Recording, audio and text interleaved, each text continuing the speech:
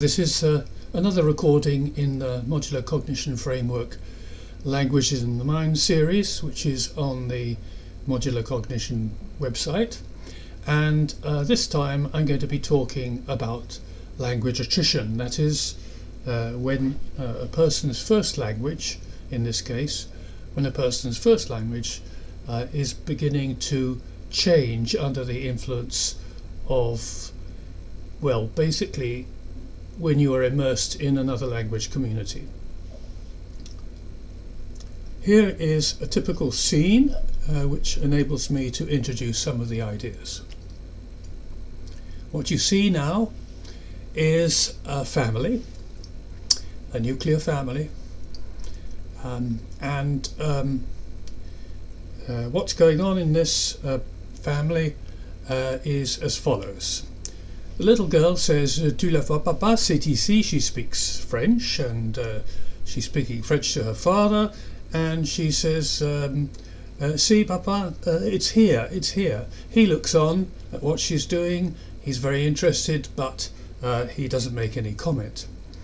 On the other side of the table, the mother is looking at what her son is doing, and she asks him, "C'est quoi ça, chérie? What's that? What's that, dear?" And the little boy is showing her, presumably, what it is, or about to show her.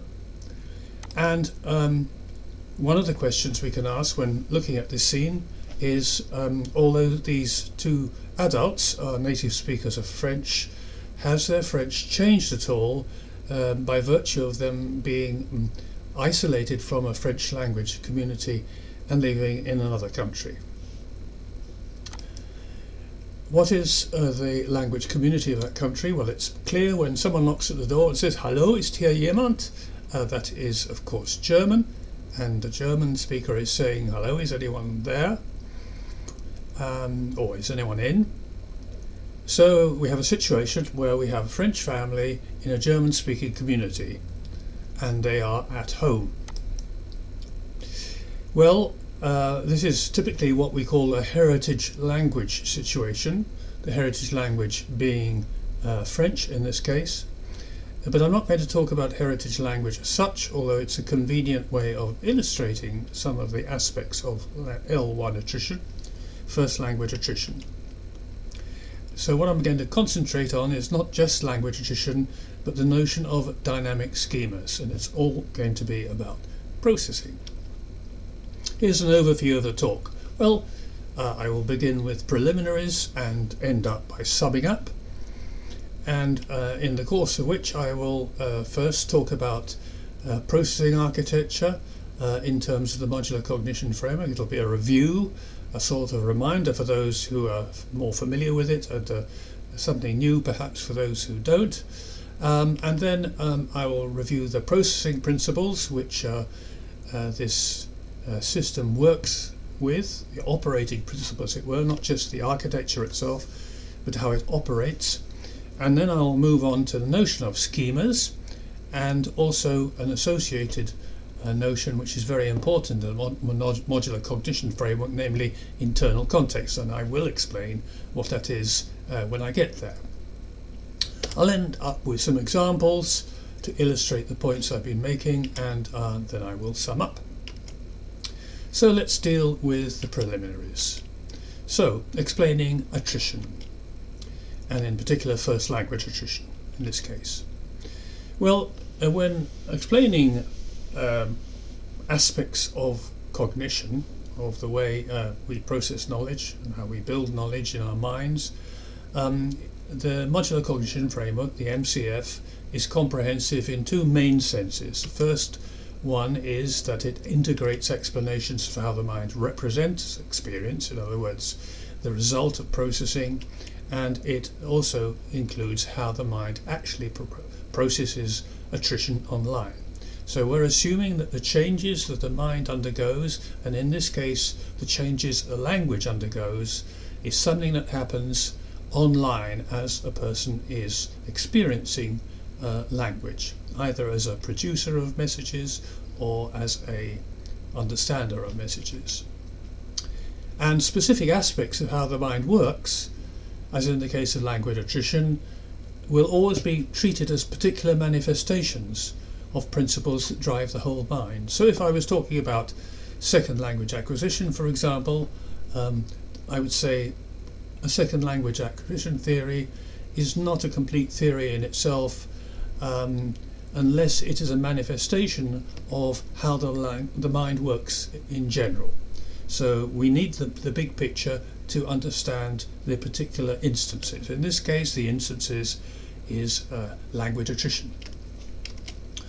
So one point is that linguistic analysis alone cannot regularly provide explanations concerning why certain once expected linguistic structures, think of those French adults in the picture, maybe their French has changed slightly, they're using their French in a slightly different way, but why are certain things that they used to say, certain constructions they used to use, why are these now fading away, as it were?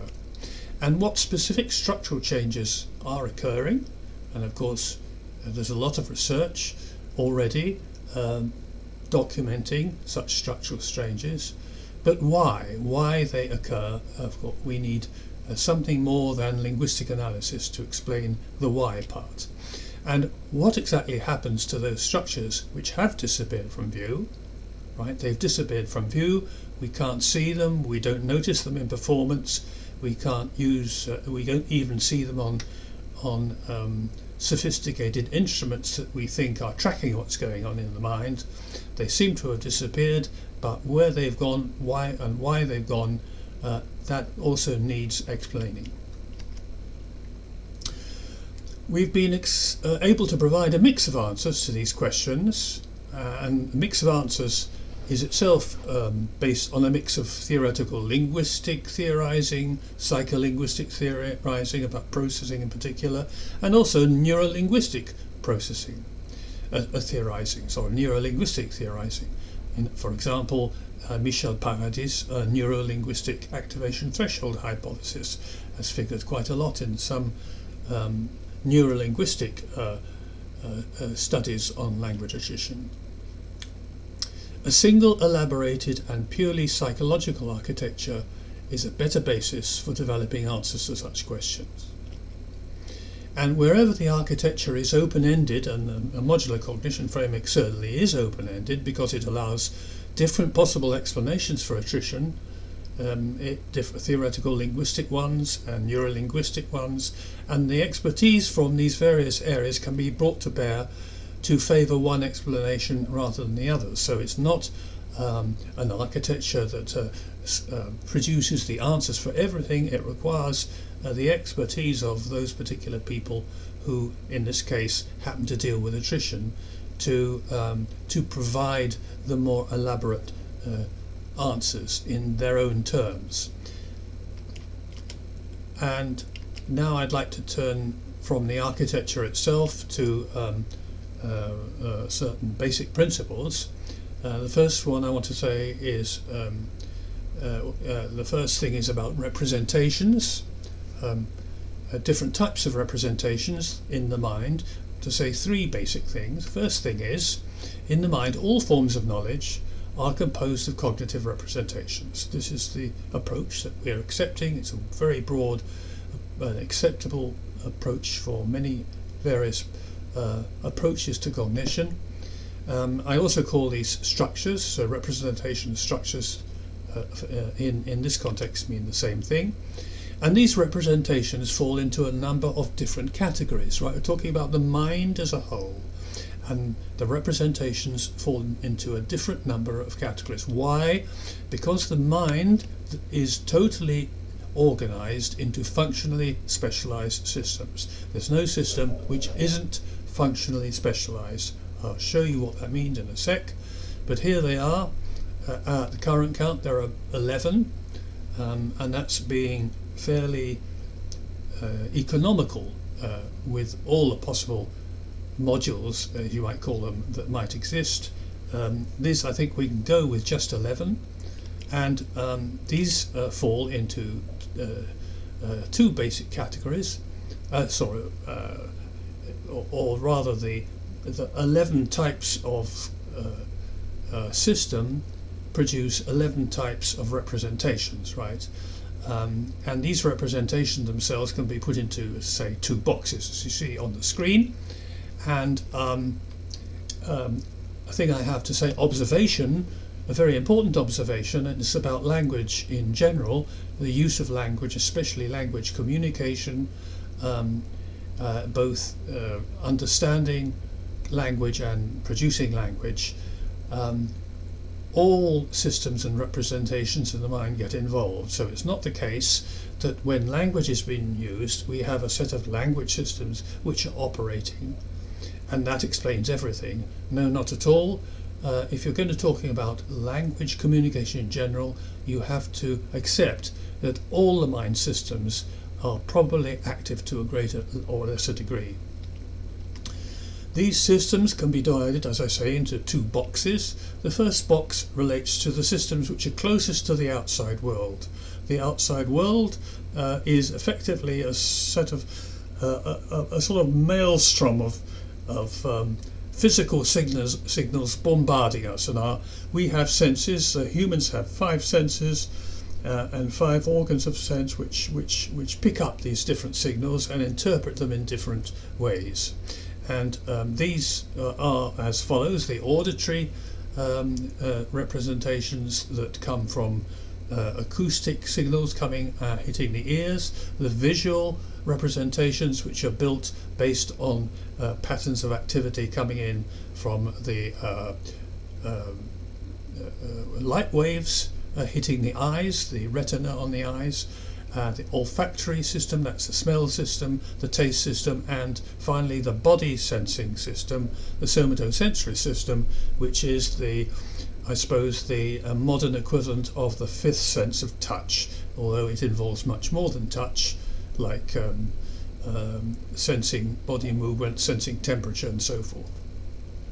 So these are really building our physical world in the inside of our mind. It's very difficult to appreciate how there are no colours outside in the outside world. The colours that we see outside are actually created inside our heads. So all of this is responsible for creating our soundscape, our sightscape, our smellscape, our tastscape, if you like, and our body sensing scape.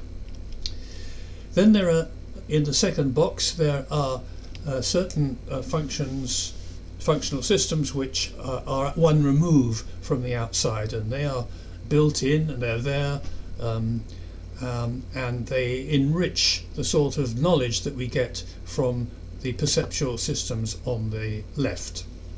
And they include the conceptual system, extraordinarily important in human beings, the conceptual system which builds and constructs meanings and manages meanings, the affective system which enables us to place values and emotional associations on various other representations when we associate them.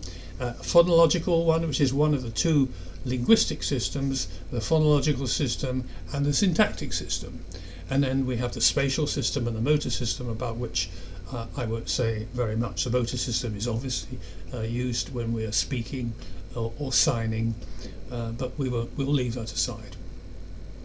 I found that, especially as I was starting to write a book on the mind, which I'm still writing, a way of kind of presenting the mind as a sort of system, to give you a bird's eye view, as it were. One of the ways to do this would be to take something familiar like a metro system. So I have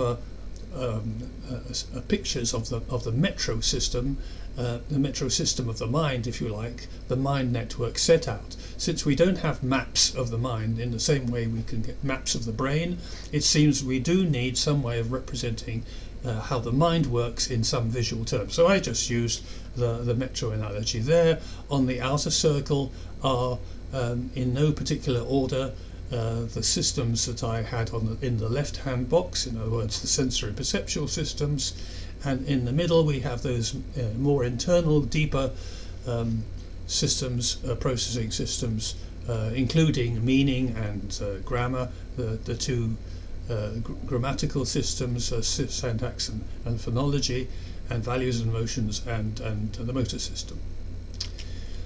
So that's, if you like, my quick view of the mind, as if you were able to see it in front of you. Okay, the second thing I want to say about representations is the following. It's about construction, because representations have to be built from experience, and indeed, as we experience more and more things in the outside world, a lot of those representations, probably most of them, are modified in various ways as we go along through our lives. And for each category, a certain number of representations are provided in advance. So we don't start from zero. We don't have a whole lot of 11 cognitive systems all totally empty waiting for experience to fill them. No, we don't, because each of these systems has a set of, you might call it a set of building blocks. I like to think of it as a sort of biological starter set, which enable representations of particular types, visual, auditory, conceptual, syntactic, to be constructed. And these act as construction elements, and along with them go the principles for construction, and these construction elements are used to assemble representations of a given type. Right? And indeed, some of these primitives come along with pre-existing associations with other primitives, and you need that to be able to explain certain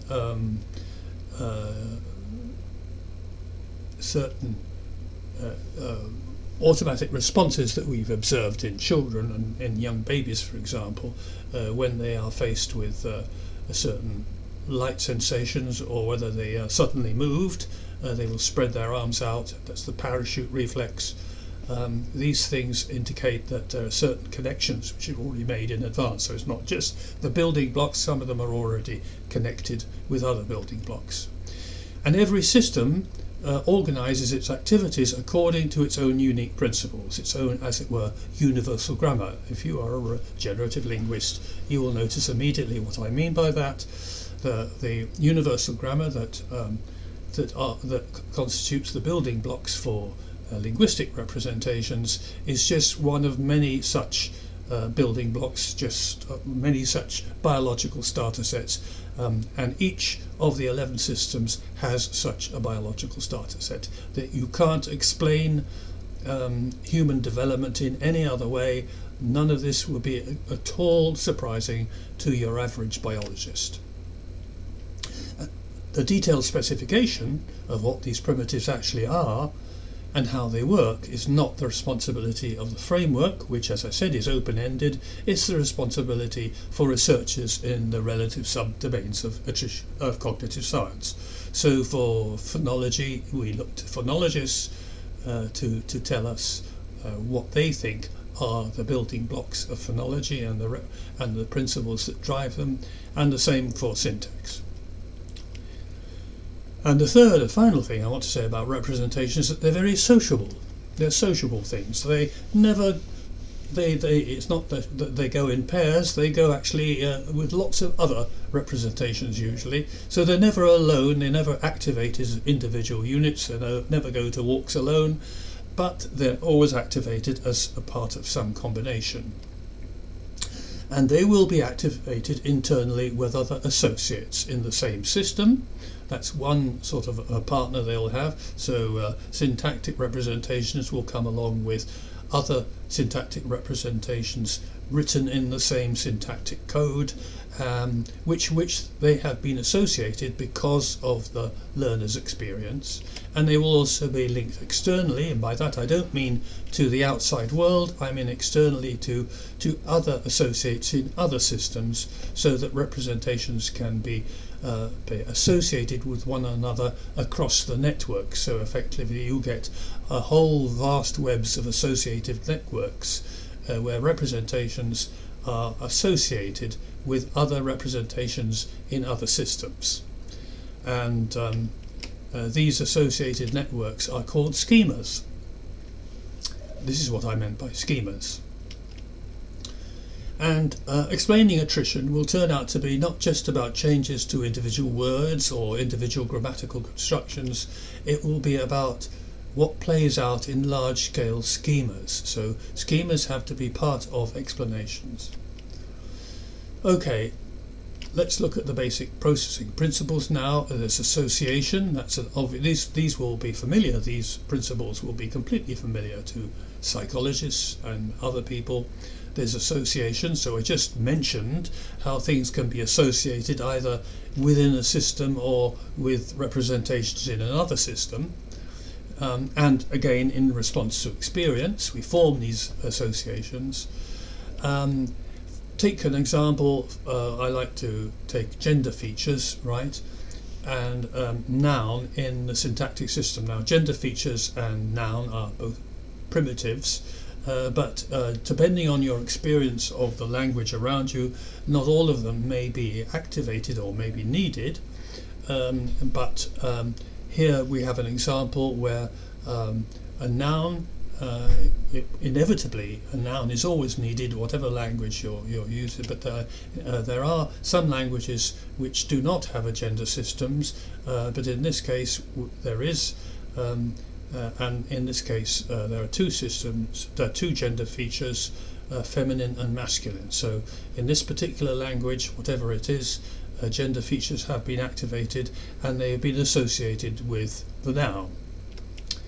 Okay, and as I said, you can associate between systems, so we've only got one system there, the syntactic system. We need another one. Let's take the example of pie, right? That thing at the top there is supposed to be a picture of a pie. I don't know if you've ever eaten a pie looking like that, but that is a pie. And pie, of course, is an English word, and in the phonological system there will be a construction PAI, as you see there in slash brackets, using established phonological code, and this can be associated with noun in the syntactic system. So we have there pie and it's associated with noun, right? And were English to be a language which had grammatical gender, then we would also associate a feminine and masculine with it, but despite the fact it isn't, this person is clearly a bilingual because he or she does have feminine and masculine co-activated. That means that along with the noun, the feminine and masculine will be activated in this particular bilingual individual, but there will be nowhere to express this in English, so this will go unused, but they will be activated because they've been associated. And this is a tiny schema, of course. I'm showing you it is in effect a two-system schema. As we shall see later, schemas typically involve many systems. And as I've already kind of hinted or even said, association also brings along with it co-activation. So once things are associated, they will always be co-activated. As we saw in the previous example of pie, even though masculine and feminine, neither one or the two would apply to pie in English, in that bilingual individual, because they had been associated with noun is activated, so along comes the other two. We'll have to explain why this doesn't involve confusion in a minute. So let's now take a bridge. That's supposed to be a bridge up there on the right, and the French word, I'll take French. The French word for bridge is pont, as in the song Sur le pont d'Avignon. On y danse, on y danse. Well, in that particular song, the word pont is used, and as you see in the phonological system, the phonological structure for pont is now present, has been activated, and connected, of course, in French with the masculine feature, right? So the feminine feature has been activated, but experience has shown that when you activated pont in the phonological system, then indeed not only do you activate noun, but you activate the masculine gender as well. Let's add a third system, namely the conceptual system, because we need the meaning of bridge. I wrote bridge in that representation simply because I'm speaking in English. It doesn't really matter how you name the particular conceptual association. It's just convenient to put the word for bridge in your language there, but that is the bridge meaning. The bridge meaning has activated noun and masculine in the syntactic system, and that has in turn co-activated the phonological structure in the phonological system. These two basically simultaneously co-activated, you could say, in parallel. There might be some sort of sequence, but it's so split second, we can treat it as a parallel. And then there's a general processing principle you may be less familiar with, and that is the drive for coherence. So during processing, the mind as a whole is driven to assemble coherent representations. In other words, it tries in each system to make sense of whatever has been activated and put it together into longer sequences. If you're talking about language, as you're listening to someone talking or reading a text, you get more and more representations coming in, and all the time the syntactic processor is trying to make sense of that and building coherent representations of everything that is currently activated. And this happens within and across systems. So what you need is a coherent schema, ultimately. When representations start fading from a language, right, from a well-established schema, as we have in attrition, the processors will follow the coherence principle and work, if necessary and if possible, with whatever is strongly co-activated, whatever else is co-activated. So you may lose something out of a schema in response to a particular task being used. Nevertheless, the coherence principle will always work, and you'll get perhaps a different structure instead. So that will come out in performance as an unusual construction in a language which shouldn't be there if you take the language norm as the norm of the native speaker. These two parents who are French speakers who've been maybe in Germany for a long time, they may not be producing exactly the same kind of French, and this is why. And finally, competition, that you may be more familiar with. Down there in your vast subconscious, the law of the jungle rules, and activation is always a matter of degree. So, as you know, at this present moment, as you're listening to me or as I'm speaking, there are various options that have been activated that will be used, and other ones that will not, right? So more options are co-activated than will actually be used, and in any case, if there are various options which are competing, the greater the level of activation of a particular representation will enable it to be more or less competitive, will be more or less likely to be a winner or user, and be, as it were, end up involved in the solution to the particular task in hand. In the MCF we use the metaphor of height to express levels of activation. So here in front of you see the three competitors which have not yet been activated. They're dormant, if you like, and this allows me to introduce the first factor which dictates current activation level, and that is the representation's current resting level. So there they are, sleeping away, unused as it were, but they're resting, as you see, at different levels even when they're dormant. And the general assumption here is that all things being equal, a newly acquired representation, when you're acquiring a language, will come at a very low resting level and have a relatively low competitive advantage when it has to compete with its rivals. So here they are now dormant, and here they are now activated, and they're activated up to a certain level, and you see at different levels. So if you take the weakest one, the one that has been had a low dormant level, a low resting level, it's now been activated accordingly as high as it can be, and it has received a certain level, and that level means that it will not actually be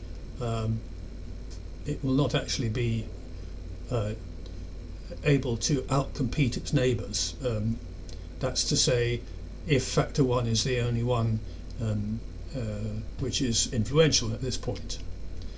So now they're competing in working memory, and with regular and frequent activation over time, a representation's resting level will gradually increase.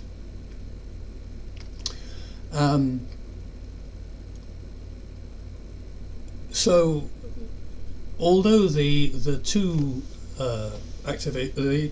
competitors on the right have not been activated strongly enough to give them the chance of really being the winner one in this particular example, nevertheless they have been activated, and each time they are activated they always return to a slightly higher level than the one they are left from. So every activation always brings a gain. It always begins a slight improvement in their activation level, and therefore a slight improvement in their competitive advantages.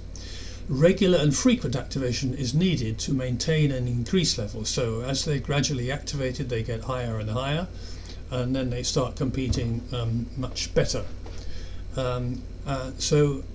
Let's look at some basic facts about activation and competition as a whole. Now, as I said, activation always starts at its current resting level but returns to a slightly higher starting point, and any amount of activation will produce this gain effect, right? And any amount of inactivity causes resting levels to very gradually decline, and we have to assume that decline is the default process. So if you use it, you lose it. That's the basic idea. But it's a very slow process, and you can only slow it even further, or arrest it, or even reverse it by further activation. So long periods of inactivity inevitably mean a significant decline, and therefore a significantly increased competitive handicap. The lower the resting level sinks, the lower the resting level sinks, the lower it sinks, then the less likely it is to appear in performance. And this can trigger adjustments in affected schemas. Now, competitors from both or available languages will compete regardless of which language they belong to. Why is that the case? Because there are no language tags in the syntactic or phonological systems. Syntactic representations are put together irrespective of what language they come. They don't have any idea, as it were, what language they are to be associated with, because that's not in their code. So when you're looking at whatever is activated in syntax and phonology, it would be just irrespective of what language is actually being used. And once this happens, different things can happen during processing to explain performance. Dominance. So by default, the most highly activated associations are most likely to be reflected in performance. So the most highly activated one is the most likely one to make it into the final solution, as it were, to the representation of whatever's going on to whatever the processor is trying to build, and therefore the other ones, the less highly activated ones, will kind of sink away, while the other one will stay a bit longer and get used, and then itself will sink away when it's not used anymore. This processing default, this decline, may not happen if the activation of weaker representations have been temporarily boosted. Now we're getting on to situations which go against the story so far, right? So sometimes weaker representations can be temporarily boosted because of what has been currently activated elsewhere in the schema as a whole. That's to say, the internal context. And I'll give you a definition of that in a second. So, for example, a quick example, take language attritions who are now immersed in an L2 environment. If they then move back to their home environment or to another environment where their first language is the language of the community at large, they're then re-immersed, as it were, into the community where they acquired the language in the first place, or a similar one. And the fact of being in this community, the general context where the language is being used, will give a boost to the L1 associated representations. And if you take acquirers, you might say, well, if what you said earlier is the case, how is it possible for someone in a foreign language classroom to speak, I don't know, Chinese, Mandarin Chinese, for example? If they're learning Mandarin Chinese, how can they possibly use Mandarin Chinese in the classroom if they're immersed in their own language community, and if their own language is by far stronger than the L1, the L2 in Chinese? So obviously they wouldn't be able to speak Chinese even in the classroom. They would be completely unable. Well, that's clearly nonsense, and it's nonsense because the instructional setting, the context, has caused the normally weaker representation to be temporarily boosted. Then, if various entrenched types of construction, as we in L1 attrition, such as functional morphology, right? So it turns out that certain aspects of morphology seem to be very resistant to being to attrition. And one example is precisely gender-noun associations, such that as I illustrated earlier. So the available evidence suggests that as long as the L1 phonological representation be co-activated, so take French le pont, right?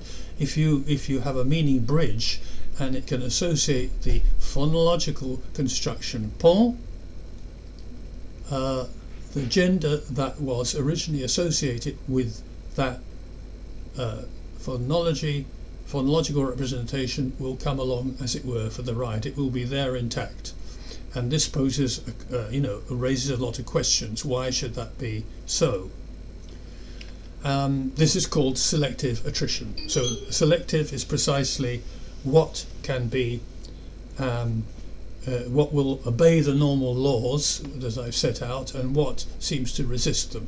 So certain aspects such as prosody, intonation, and such, and word orders and number agreement and all sorts of things, they will follow, it seems, the normal course of events, and they will be vulnerable to attrition where they haven't been used for a long time, and they will reflect the general activation principle, while others apparently do not, like the ones I just mentioned.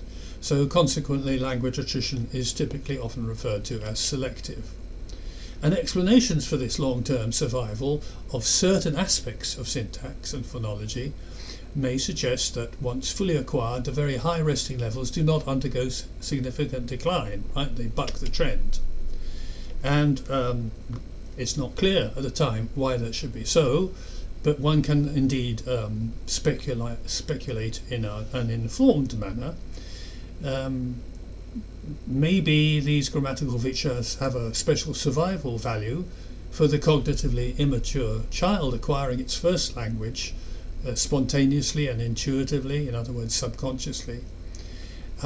Maybe this language is so crucial that it's acquired some kind of special survival value such that certain basic things are retained.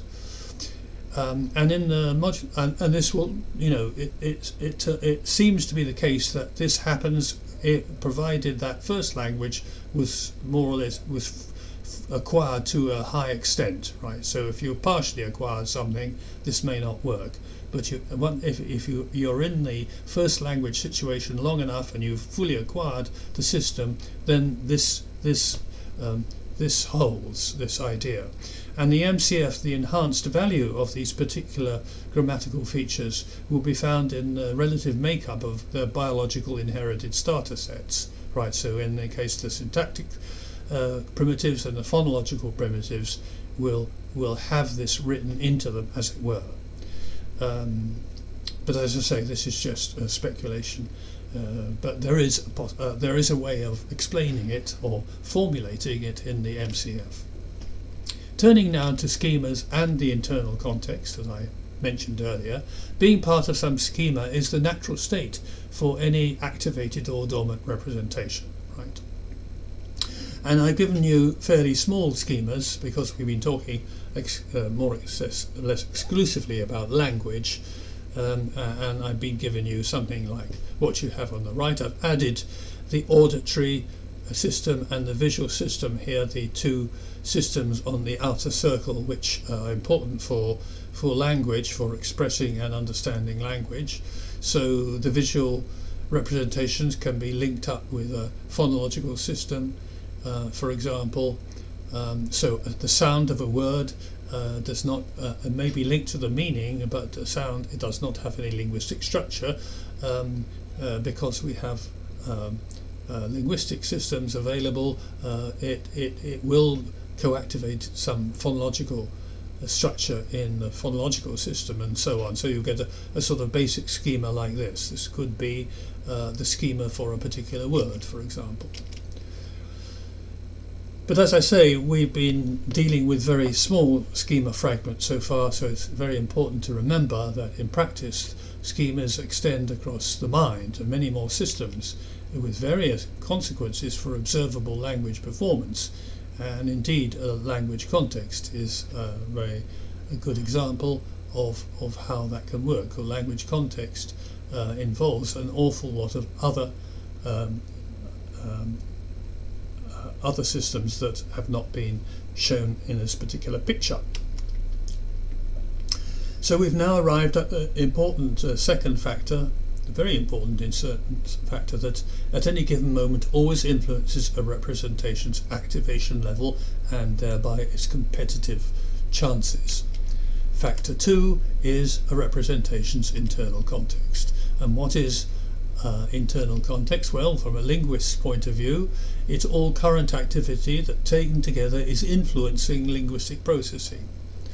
Effectively, this refers to anything in the currently activated schema that is affecting the outcome of the syntactic and phonological representations. Note, I'm not saying it's affecting the structure of the syntactic structure itself or the phonological structure itself. That it cannot do, because those are determined by the syntactic and phonological principles that are part of the two systems I've just mentioned, right?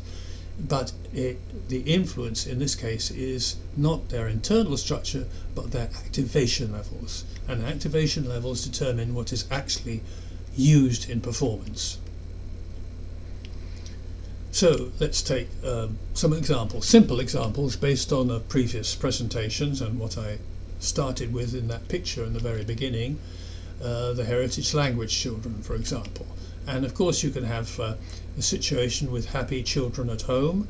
You can have a children where maybe some the children are less happy with home because they are part of their internal context, including a negative value that they've come to place on their home language, perhaps because they have been influenced by their peers in school. They've come to look down on their language, wrongly of course, but they have, and in such situations you do get children who refuse to speak the home language at home. They will understand it, they will even respond to the home language when it's addressed to them, but they will reply in the language of the community. And then you have happy children at school, happily using the language of the community. Those are three possible examples, and of course examples are from every kind of bilingual situation, code switching, and just looking at cross-linguistic influence in general. So let's take the first one. Let's take the happy children at home one, the bilingual heritage language children at home. So what you have regularly and frequently co-activated at home are conceptual representations associated with a home environment, specific goals that are typical goals that you have in the home. You have a self-concept, I belong to this home, I belong to what's going on in this home, I belong to the people in this home, etc. The specific people, the language, the cultural home events, that are celebrated in the home but maybe not in the wider community, and the food that they have at home perhaps. And you have in the affective system representations which carry associations with all of above, so values and emotional associations associated with all the meanings I just mentioned, but also associated with the conceptual representations of valued sights, valued sounds, valued tastes, valued smell, valued feelings, right? So all of these are part of the internal context, which is activated when you are chatting away at the kitchen table or at the table at home with your parents. And along, of course, with the syntactic and phonological representations that are required, right? So all of these very positively valued aspects, and the fact that the environment promotes the activation levels, all of this raises the activation level of the schema as a whole, right, and everything with it, including the syntactic and phonological representations. You move away from that and things change. So for the child currently experiencing the home environment, the combined effect will be raised activation levels in all representations associated with that regular experience, including any associated linguistic representations. Let's have a look at that schema. So here are the affective association. These are the various systems that you saw before. I've temporarily removed the metro system, but they are in their position, the position they should be. The affective associations, which are radiating from the affective system, associating various other representations in other systems emotionally and with negative and positive connotations. And then if you take the conceptual system, there are all sorts of associations radiating from that, meanings of sounds, sights, meanings of you associate it with feelings, all of those things, those meaning associations, giving meaning, as it were, to all of these associated representations displayed on the screen. And of course the syntactic and phonological associations, the language, the home and language community associations, which are activated, right? Some will be activated more strongly than others according to the internal context. Just bring back the metro system for a second. That's the combined system, right? And we can take it away to see it more clearly. There you have a classic web or network, which we would call a complete schema. Of course, it isn't complete because I haven't given you all the details, but that is at least gives you an idea of the sort of schemas we're talking about. And the thing is, the internal context is dynamic. It changes all the time, and therefore the schemas are dynamic. The schemas reflect the person's responses to different situations, internal and external, and it's constantly changing, and sometimes in milliseconds, maybe sometimes in minutes or hours. There's a slow version, would be as a child gradually moves towards an inter-school environment. The internal context change, the language of the community starts to get boosted, and by the time the child arrives, the child is ready to speak the language, and not the language of the community, and not the language of the home. the internal context of the linguistic processing shifts accordingly. So new biases emerge, with many associations losing their temporary boosted activation levels, while the activation levels of other representations are simultaneously raised. And all of this without conscious intervention. No one is deliberately changing anything. This just happens naturally and subconsciously. So, summing up, let's have 6 take-home messages and a few observations. Right. So the first take-home observation, the take-home message is language attrition research describes what happens and analyses what happens. As to why it happens, explanations will have to be developed involving mind-wide influences. I'm talking of those broad schemas, right? Not just the subsections of schemas that are more obviously and directly language related. And because schemas are dynamic, the activation history of any particular representation will be continually changing. So they'll get stronger or weaker accordingly. And this means that in the background the resting levels of some representations are gaining, while the levels of others are declining. And both events happen whether or not the effects are observable in performance and whether or not they are easily classifiable as attrition. And at any given moment, the processes will respond immediately to whatever happens to be in their current working memory in line with the drive of coherence. So all the time the processes and the whole system is working to attempt to have a coherent representation of whatever happens to be activated at a particular moment, and whatever happens to be activated most competitively, of course, are likely to be chosen first. Attrition effects are not only due to decline in resting levels, but also about structural adjustments. And since every individual mind builds and activates its own representations of reality, so every mind is different, just as every brain is different, any changes will be marked by individual variation, which poses quite a challenge for research. And 3 final observations on the attrition literature. So in the light of the MCF whole mind approach to attrition, the Hicks and Dominguez 2020 definition of attrition as potentially enduring modification to morphosyntactic properties of an end-state grammar under linguistic pressure need to be qualified, because they're simply too restrictive.